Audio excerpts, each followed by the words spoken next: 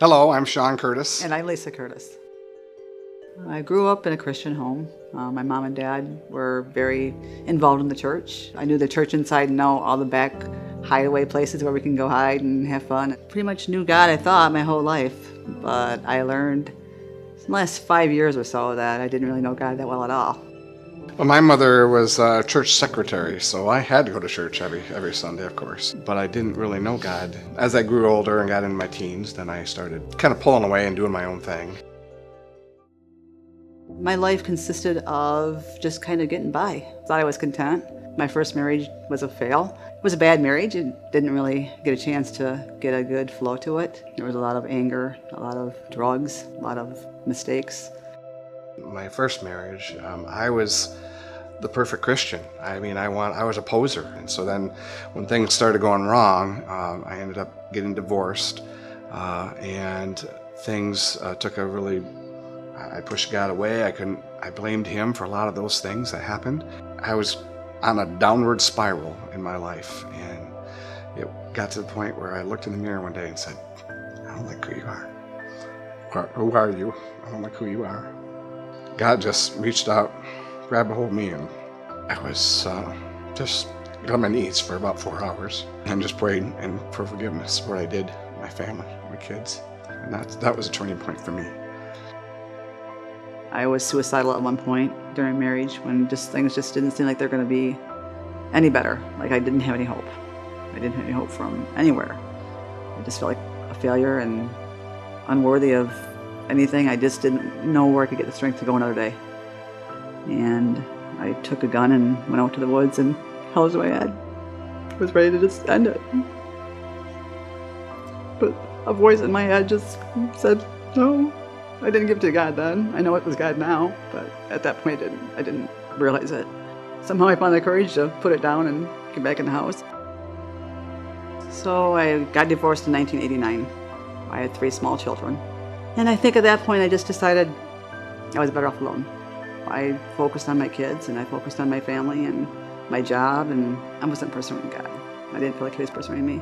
I was missing something. I was empty inside. So I decided to start online dating.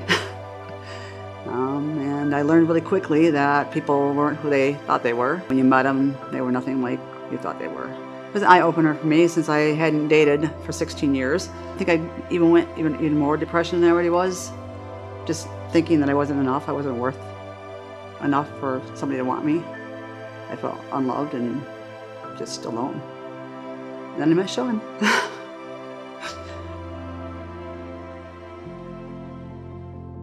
I was an online dating website. I had this really high standards of things I wanted from a man for me. There's no guy in this world that's gonna live up to this list of things I have for. He didn't meet any of those criteria, other than he loved God, but he wasn't in my search base. Like I was on there for 6 months and I never saw him once. So I pinged him and we started talking and we got along really well, and he made me laugh and smile and feel wanted, and we decided we should meet. I had met her probably a week online. We started chatting online about a week before I got back on my knees and prayed and said, Lord, please take me back and forgive me. And so it was about a week ahead of that we met, and then I told her about it, and we just started having these chat sessions online back and forth about how we both we felt this desire to get closer to God again. And it was like, wow, this is really powerful, and it just felt real, and it was pretty amazing. But God just put me in the right places at the right time when I needed a new job, when my old one, like the company that I worked at, shut down. I didn't know what I was going to do, but he provided for me. Got me a better job, with more flexibility, with my kids being in sports the older they got.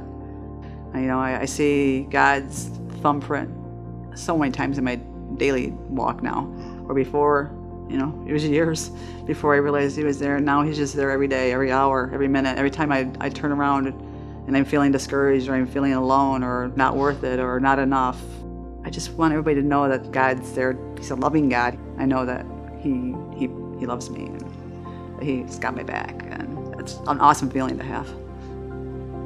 Jesus to me is just life and freedom and breath. You could just live life differently than what I was before.